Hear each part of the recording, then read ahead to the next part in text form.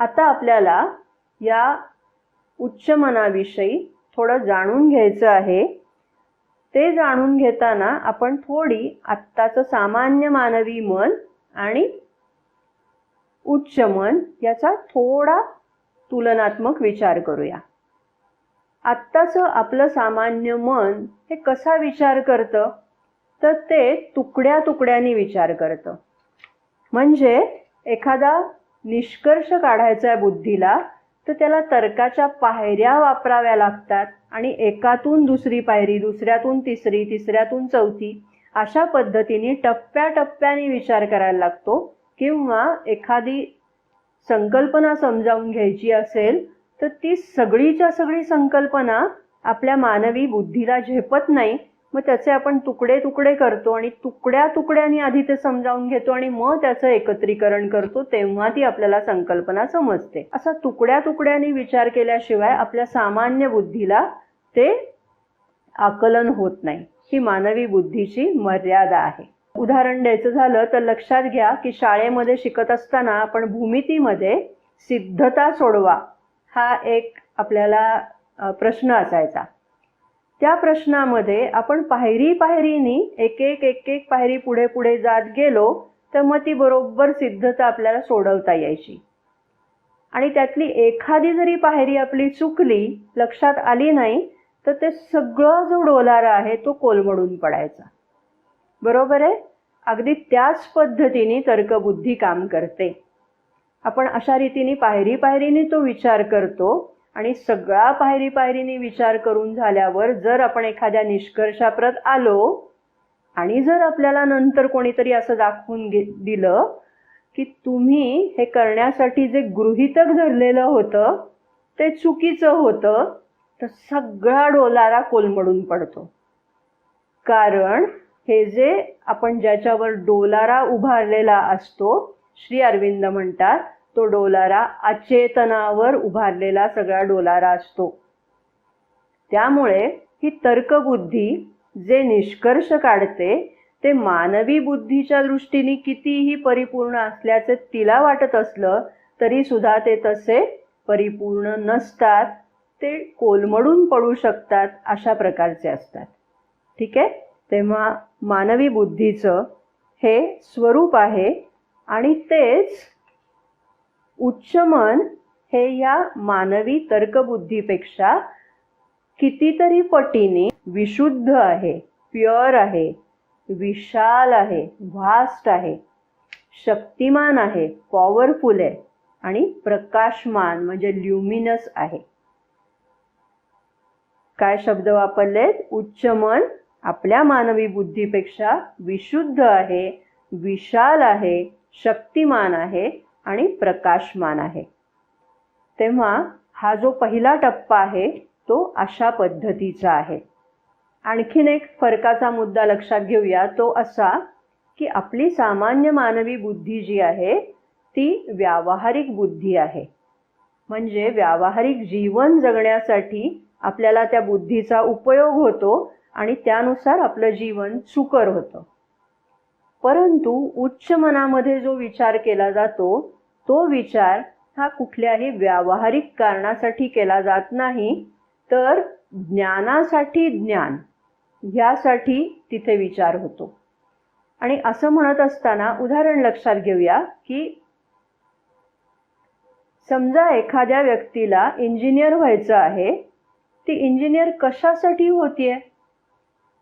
तर उद्दिष्ट त्याचं ठरलेलं आहे, मी मोठा इंजिनियर होईन, व्यवसाय करीन आणि त्यातून 4 पैसे मिळतील, मग माझं जीवन सुखाने चालत राहील. व्यावहारिक बुद्धी. आणि तेच एखादा इंजिनियर असा विचार करतो की ठीक आहे, हे होत राहील, या सगळ्या गोष्टी या बाय प्रॉडक्ट म्हणून होतील, पण मी इंजिनियर कशासाठी झालोय? तर मला ही विश्वाची रचना काय आहे ती जाणून घेण्याची इच्छा आहे. मी कोण आहे, विश्व काय आहे, माझा आणि या विश्वाचा काय संबंध आहे, हे सगळं मला जाणून घ्यायचं आहे, म्हणून मी इंजिनिअरिंग करतो आहे. आता इथे लक्षात घ्या की हा जो इंजिनियर आहे तो ज्ञानासाठी ज्ञान मिळवण्याचा प्रयत्न करतो आहे अर्थातच व्यावहारिक बुद्धीच्या एक पायरी हा वरचा विचार आहे. तेव्हा उच्च मनाचं हे स्वरूप आहे हे लक्षात घेऊया. इथे उच्च मनामध्ये जे ज्ञान होतंय ते ज्ञान संपादित करावं लागत नाही. म्हणजे ते ज्ञान जसं आपण आत्ता इंजिनिअरिंगचं उदाहरण घेतलं तसं पुष्कळ अभ्यास केला, दिवस रात्र मेहनत केली आणि मग कुठेतरी त्यातनं ज्ञान संपादन झालं असं आपलं सामान्य व्यावहारिक ज्ञान असतं. आणि तेच उच्च ज्ञान मात्र संपादित ज्ञान नसतं, तर ते प्रकट होतं. साधक जसजसा त्याचा वेध घेत जातो, वरच्या वरच्या चेतनेच्या श्रेणींवर चढायला लागतो, तेव्हा त्याला असं एकदम ज्ञान होतं. म्हणजे ज्ञानाचं प्रकटीकरण होतं. आणि ते प्रकटीकरण कशातनं होतं, तर त्या वस्तूशी ती व्यक्ती तादात्म्य पावते, एकात्म पावते आणि नॉलेज बाय आयडेंटिफिकेशन, एकात्मतेतून होणारं हे ज्ञान असतं. त्याच्यामध्ये सत्याचा प्रकाश असतो, त्यामुळे ते तर्कबुद्धीसारखं डळमळीत नसतं. भलेही ते कुठल्या तरी एका पैलूचं ज्ञान असतं. म्हणजे समग्र सत्य आपल्याला त्यातनं हाती लागतं का, तर तसं ते होत नाही. सत्याचा कुठला तरी एक पैलू आपल्याला उच्च मनाच्या आधारे कवळता येतो, पण ते जे ज्ञान आहे ते सत्याचं ज्ञान असल्यामुळे ते निर्णायक स्वरूपाचं असतं. ते निश्चितार्थक असं ज्ञान असतं. त्याच्यामध्ये डळमळीतपणाला वाव नसतो. आणि हे जे ज्ञान होतं ते एकत्रितपणाने ज्ञान होतं. म्हणजे इथे कल्पना संघ महत्वाचा असतो. श्री अरविंद तर इथे असं म्हणतायत की कल्पना करा, समजून घेऊया. आपल्यावरती जे अवकाश आहे त्या अवकाशामध्ये जणू काही विचारांचा एक समुद्र आहे आणि तो विचारांचा समुद्र आपल्यावर कोसळतो. म्हणजे एकाच वेळेला अनेक विचार, ज्ञान हे एकाच वेळेला विचाररूप होऊन आपल्यावर कोसळतं. ज्ञान समुद्र कोसळतो ही संकल्पना काय असेल, विचार करून पाहण्यासारखी गोष्ट आहे. आणि त्यामुळे एवढं प्रचंड ज्ञान गर्दी करून तुमच्या मनामध्ये प्रवेश करतं की त्याच्यामध्ये अगदी परस्पर विरोधी असणाऱ्या गोष्टी सुद्धा एकत्रितपणाने राहू शकतात.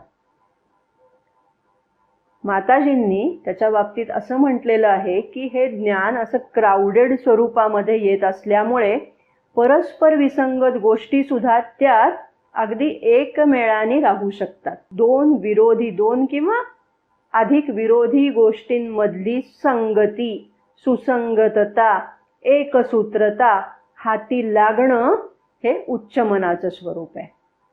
उच्च मनाच्या पातळीवर गेल्यानंतर जे ज्ञान होतं आहे ते ज्ञान सत्याचा प्रकाश घेऊन येत आहे. त्यामुळे कितीही दोन विरोधी गोष्टी दिसताना दिसल्या तरी त्यामध्ये विरोध नाही हे सांगण्याचं काम उच्च मन करतं.